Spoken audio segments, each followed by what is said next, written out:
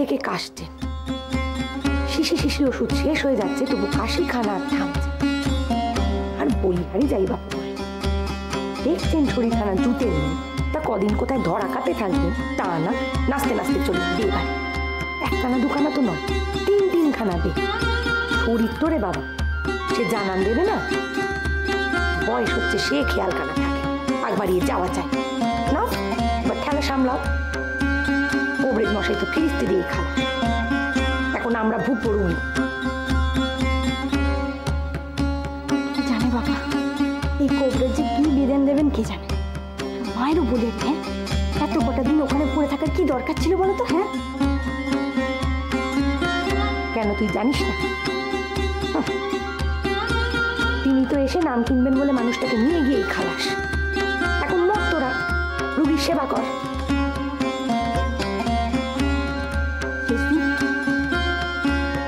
তুমি দেখেছো মায়ের কাশির ধরনটা কেমন জানে একটা? আমার তো খুব ভয় করে গো, কিছু যদি ভালো মন্দ হয়ে যায়। কে জানে বাবা, আমার তো মনে হয় নিঘাত রাজরোগ।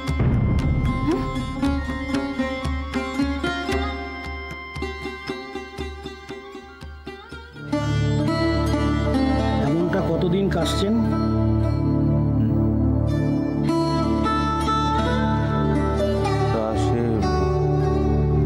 অনেকদিনই হলো, তবে এই বাড়াবাড়িটা দিন 3-4 একটু ভালোই গাড়িয়েছে, লক্ষণ ভালো নয়। আমি ওষুধ বানিয়ে পাঠিয়ে দিচ্ছি, তবে তার সঙ্গে পথ্য ঠিক মতো পড়া দরকার।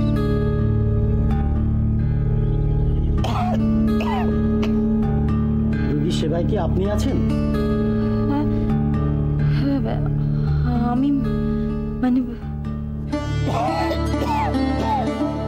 হ্যাঁ কবরেজ মশাই, ওই বাড়িতে 3 বউ রয়েছে, তারাই পালা করে করে মায়ের সেবা যত্ন করছে। তবে তো আপনার মা ভাগ্যবতী, 3 পুত্রবধূর সেবা কজনের কপালে জোটে।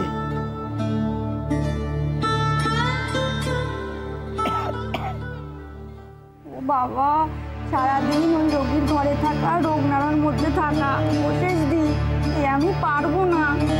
সব দেখলেই আমার গা গোলায় যে। হ্যাঁ সব কিছু তো এক বিছানার মধ্যে। আমি তোমাকে আগে থেকে বলে রাখছি, আমি পারবো না। ব্যাস দূর ব্যাং, আমিও পারবো। কি ওই ছোঁয়াছুঁয়ির মধ্যে যাবে বল দেখিনি?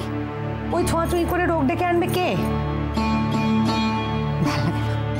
আসুন না, আসুন এবার আসুন, ওনার মেজ বউকে ডেকে নিয়ে আসুন। দেখনদারির বেলায় তো খুব মা করা, এবার এসে শাওরি সেবা করে যাক। শুধু কি সেবা, সময় সময় ওষুধ দেওয়া, পত্তি দেওয়া, কি করবে বলো দেখি? আমাদের কি সংসারে কাজ নেই নাকি? হ্যাঁ সত্যি বাবা, এক দণ্ড ফুরসত আছে? হ্যাঁ তিনি তো নিজের ছেলে মেয়েদের বিয়ে দিয়ে একেবারে ঝাড়া হাত পা হয়ে গেল। এবার আসুন এসে শাওরি সেবা করে যান। না, সে বেলা তার দেখা নেই, তার নিজের কাজ গোছানো হয়ে গেছে, ব্যাস এবারে সব সম্পর্ক শেষ। চিরটা কাল অমন সার্থক পরে হয়ে গেল। আর হবে নাই বা কেন? যখন যেমনটা চেয়েছেন তেমনটা তো তাকে করে দেওয়া হয়েছে। ধন্যী মেয়ে মানুষ পাবে, কপাল করে জন্মেছিলেন বা। কি হবে আমি কিছুই বুঝতে পারছি না জানো।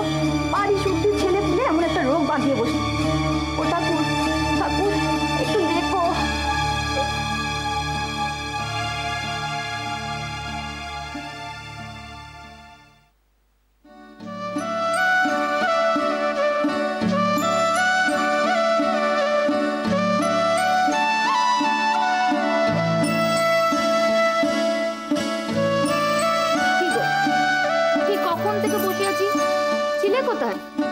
কোথায়?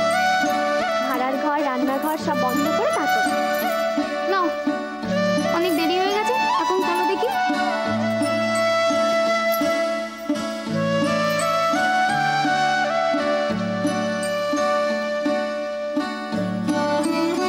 আচ্ছা, শাওরি ঠাকুর কোথায়? কোথায়? ঘরে নিশ্চয়ই লিখছে। আবার বিছানার উপর উপর হয়ে শুয়ে লিখে চলেছে। ভালো মন্দ কোনো কিছুতেই খেয়াল নেই, সারাদিন তো লিখেই চলেছেন। আচ্ছা মা কি এত লেখেন বলো তো? কে জানে, তোমার জানতে ইচ্ছে করে না? আবার নিখাত চিত্তগুপ্তের খাতা। হ্যাঁ আমি শুনেছি মা নাকি অনেক পড়াশুনো করছে, এমন কোনো গল্পের বই বাকি নেই যা মা পড়ে না।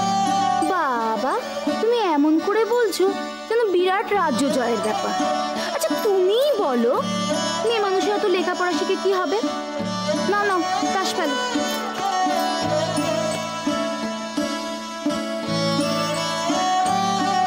এই বাবা কত বড় পিঠটা নিয়ে নিলে। জানো তো আমার খুব জানতে ইচ্ছে মা সারাদিন ধরে অত কি লেখে। তবেই হয়েছে, খুব ভালো বুঝতে পারছি এই নিয়ে একদিন তোমার সাথে মায়ের ঝামেলা বাঁধবে। তা কেন জানো না?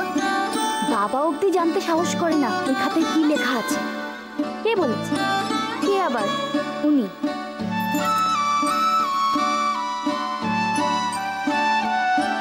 এ কি সব তো তুমিই পেয়ে যাচ্ছ। তা তুমি যাই বল, আমার বাবা ওনাকে বেশ লাগে। না না সারাক্ষণ আর শাউরি ঠাকুরের বন্দনা করতে হবে না, আমার তো ওনার ওই একটা জিনিসই ভালো লাগে, উনি কোনো ব্যাপারেই নাক গলান না। কিন্তু বাকি ব্যাপারগুলো না সব কেমন।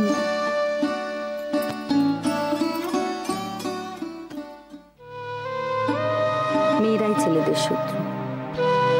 গৃহিণী মেয়েরা যদি এতটুকু সহানুভূতিশীল হতো, এতটুকু মমতাময়ী, হয়তো সমাজের এমন চেহারা হতো না। তা হয় না, তারা ওই অত্যাচারী পুরুষ সমাজে সাহায্যই করে। যে পুরুষেরা সমাজ শুদ্ধ গঠনের কালে মেয়ে জাতটাকে ইট পাটকেল চুনসুরকি ছাড়া কিচ্ছু ভাবে না। হ্যাঁ, গাঁথুনির কালে যখন যেমন প্রয়োজন তখন সেইভাবেই ব্যবহার করে। বেওয়ারিশ বিধবা মেয়েগুলোর দায় দায়িত্ব কে নেয়? কে নেয় তাদের ভাত কাপড়ের ভার? মারো তাদের, জ্যান্ত পুড়িয়ে মারো, মিটে যাক সমস্যা। এমনটাই তো ছিল সেদিনের ভাবনা, আজও বুঝি আছে কোথাও কোথাও। দেশে মেয়ের সংখ্যা বেশি, করুক এক একটা পুরুষ গন্ডা গন্ডা বিয়ে। হয়তো এই দেশেই আবার কালী ভবিষ্যতে এমন দিন আসবে যে বদলে যাবে পালা, পুরুষ বেড়ে যাবে সংখ্যায়। তখন হয়তো ওই সমাজপতিরাই নির্দেশ দেবে সব মেয়েরা দ্রৌপদী হও, তাতেই মহাপুণ্য। কালো নোংরা অজস্র হাত ধেয়ে আসবে সেদিনের সেই সংখ্যায় কম মেয়েগুলোর দিকে।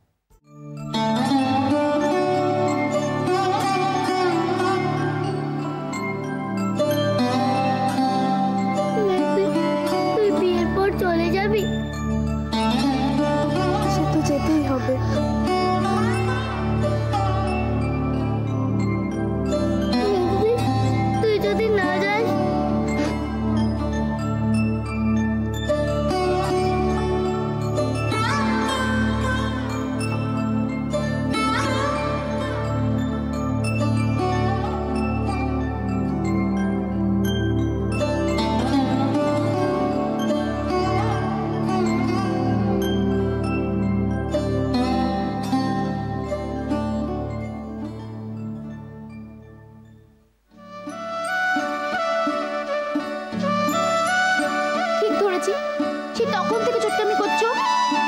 বোটিং এই শুধু দেখ। না না না এরকম করলে খেলবো না, আবার নতুন করে খেলতে হবে।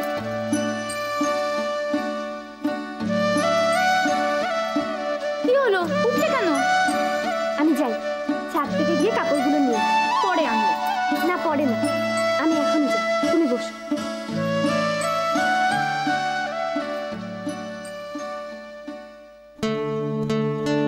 কোন দেশে নাকি খাদ্য সমস্যা সমাধান করতে মেয়ে জন্মালেই তাকে মেরে ফেলে, পাছে তারা দেশে মানুষ বাড়ায়। আবার এদেশে বাঁজা হওয়াও এক মস্ত অপরাধ। শতপুত্রের জননীতে উৎসাহ দেওয়া হয়। কে জানে, আবার পালা বদলে হয়তো বলা হবে বহু পুত্রবতীকে ফাঁসিতে লটকাও, মেয়েদের নিয়ে যত ভাঙচুর, অথচ এমন কথার কৌশল যাতে মেয়েরা ভাববে এই ঠিক ধর্ম। এতেই আমার ইহ পরকালের উন্নতি। কিন্তু কতকাল আর চলবে এসব? চোখ কি ফুটবে না মেয়েদের? মা, আমি এগুলি পাঠ করে দেবো? না থাক, আমি করব।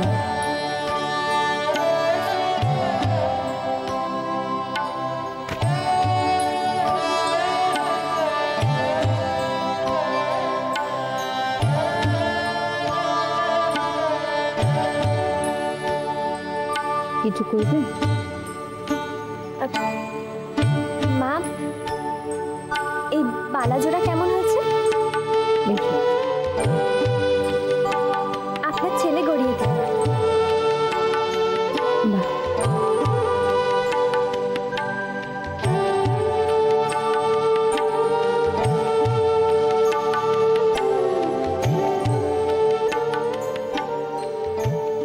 চোখ কি ফুটবে না মেয়েদের? কে জানে, হয়তো ফুটলে দেহি পদপল্লব মুদারমের বাণী শুনিয়ে মেয়েদের ওই ঘানি কাছেই ঘুরিয়ে দেবে। বোকা বোকা, নিরেট বোকা এই চাঁদটা। তাই টের পায় না অহরহ তাকে নিয়ে কি ভাঙচুর চলছে। ভাবছে, আহা আমি কি মূল্যবান, আমাকে ভালোবাসছে, আমাকে পুষ্টি করছে, আমায় সাজাচ্ছে।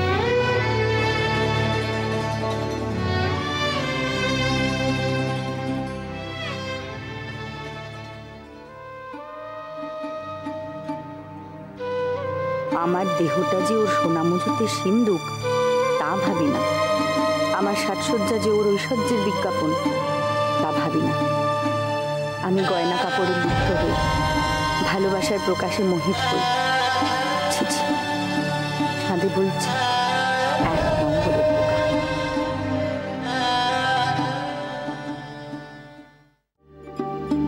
কি করা হলো আজ সারাদিন?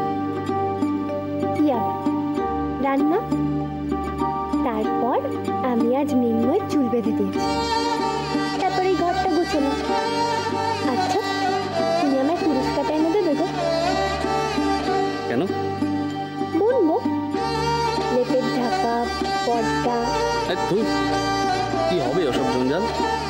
বাড়িতে সেসব ঢের পড়ে আছে। আচ্ছা, তুমি সারাদিন কি করলে? আমি কত কাজ। কিরকম কাজ? তুমি মেয়ে মানুষ, তুমি কি বুঝবে অফিসের কাজ? হ্যাঁ, তুমি বোঝাতে পারবে না তাই বল। বাহ, বেশ কথা হয়েছে দেখছি। তা তুমিও কি মায়ের স্কুলে নাম লিখিয়েছো নাকি? হ্যাঁ, সে আবার কেমন? সে কিছু না। আচ্ছা, মা তো সারাদিন ধরে কি লেখেন গো? এই জান, পাগলের প্রলাপ নিশ্চয়। তুমি তো এখনো চেনোনি ভালোভাবে, চিনলে বুঝবে।